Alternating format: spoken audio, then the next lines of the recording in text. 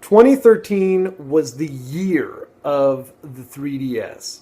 Now, I know there were some huge blockbusters released. I mean, we had games like The Last of Us, Gran Turismo 6. We had brand new consoles launch. But you know what? At the end of the day, when I looked over all the different lists of everything that had been released, I was like, wow, the 3DS just kicked ass last year. And now normally when I write lists out or like do top 10s and things like that, I always go, damn it, because I forget 1 or 2 or 16 titles. So this time around, instead of, pinpointing every game that really ruled in 2013, instead what I decided to do is I just wrote a quick list of 9 games that I could think of off the top of my head that I know came out. I verified this time to make sure they came out in 2013. And I'm just going to randomly pick some and away we go. So we're going to start off with the Legend of Zelda, A Link Between Worlds. Now, I've already done a video review for this one. This game rules. This game is absolutely amazing.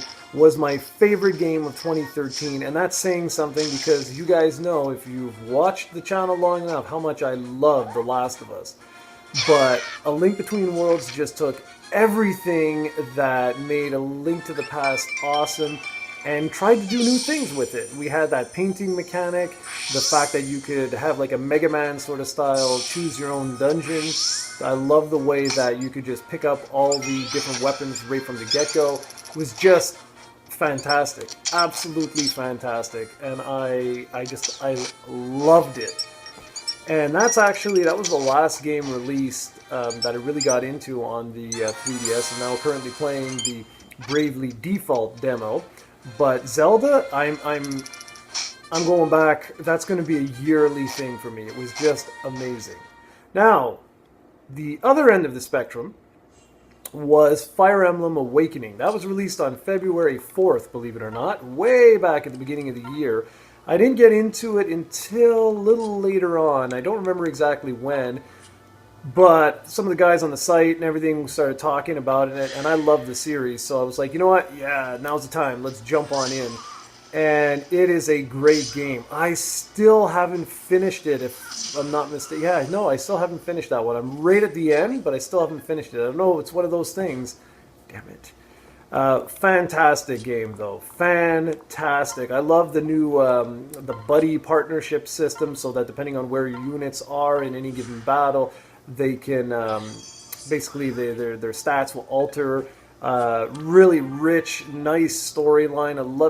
I loved everything about it. If you haven't played this strategy or tactical RPG before, by all means, go and pick this one up. This is one of the best ones in the series. Just a fantastic game.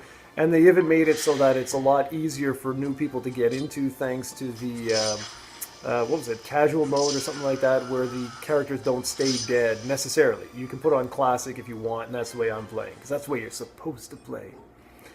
There was also Donkey Kong Country Returns 3D. Now this one I wanted to play more of, but just never really got around to it. I don't remember exactly what it was. I think there was a couple of games that were released around the same time or whatever. Anyways, I was a huge fan of this one on the Wii. And this one was really good, this 3D version, because they simplified it. I know normally you'd be like, well, wait a minute. But you got to think, this is a portable platform, right? And so what they did with Donkey Kong Country Returns 3D is they made it a little bit easier. They gave you a couple of different items and whatnot. You had extra life, things like that, that just made it much, much more user-friendly and much more fitting for a portable. So Donkey Kong Country Returns 3D, if you haven't played the Wii one, or even if you have, go check it out. It's well worth it. All right, next one. Luigi's Mansion Dark Moon. This was a good one. This one I downloaded this one at midnight. Now, I'm not a huge fan of the whole download craze, just because you never know what's going to happen in the future, whatever. But I had to get my hands on this as soon as humanly possible, and I just didn't want to wait. This one was an excellent game. If you ever played the original launch title for the GameCube, Luigi's Mansion, Dark Moon is a follow-up to that. Same sort of gameplay mechanics, but they went wild with it. Now you're not stuck in one centralized location. You've got multiple different mansions that you can investigate. There's different power-ups. Just overall, you know what I like to say about this game? It's one of these games that goes back to basics and is just a really fun game. It doesn't necessarily rewrite the book on different gameplay mechanics, things like that, but it doesn't need to. It's just a great playing video game. And in my book, that's all that matters. It doesn't hurt that it's drop-dead gorgeous and the 3D effect is amazing on it. Another one is Animal Crossing New Leaf. Can't believe that was released in June. Crazy. I played that game for 2 or 3 months straight. Steven and I were going back and forth, visiting each other's villages. Then one of his buddies and guy I know too, Marc-André, we started to go to each other's villages. It seems stupid, right, for grown men to be doing this, but it's because you can customize everything. By now you guys know all the silly, stupid things that we were doing in that game. And that's sort of the whole appeal of Animal Crossing, was the fact that you could customize everything, you could plant things the way you wanted, and just go crazy. And it was just an all-around, a spectacular game. Then we come to Shin Megami Tensei 4.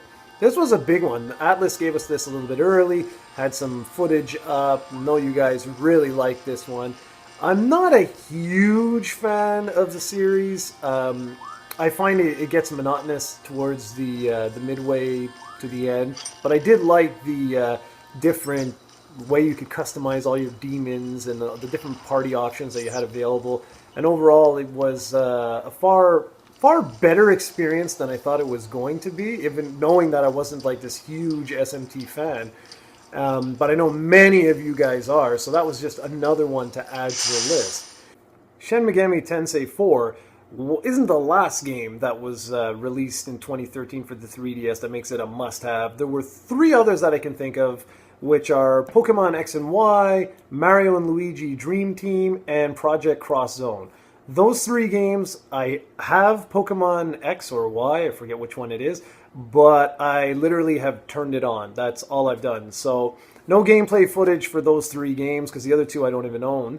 But I just wanted to give you guys just that quick wrap-up. So listen to this. This is in 1 year.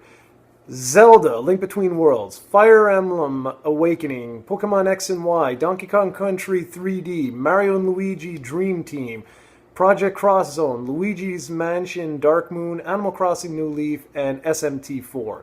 That is one hell of a year for any platform. And the fact that all of these are exclusive to the 3DS is incredible. And major props to Nintendo for really, like, you know, getting a home run with the 3DS. When the platform first came out, a lot of us were worried because, well, it had a really slow start. But man, did it pick up in 2012, and last year in 2013, it took what they did in 2012 and it just like sent it to the moon. I mean, this is just incredible. These 9 releases are just spectacular, and that doesn't include anything from the eShop, including virtual console releases or brand new games like Gunman Clive and others. So what was your console of 2013? Which platform really impressed you above all the others because of quality releases and exclusives and things like that? For me, it's pretty obvious that the Nintendo 3DS really was the best platform of 2013. But I would love to hear what was your favorite platform of 2013. So by all means, leave a comment and let me know. Thanks for watching, everybody, and you take care of yourselves.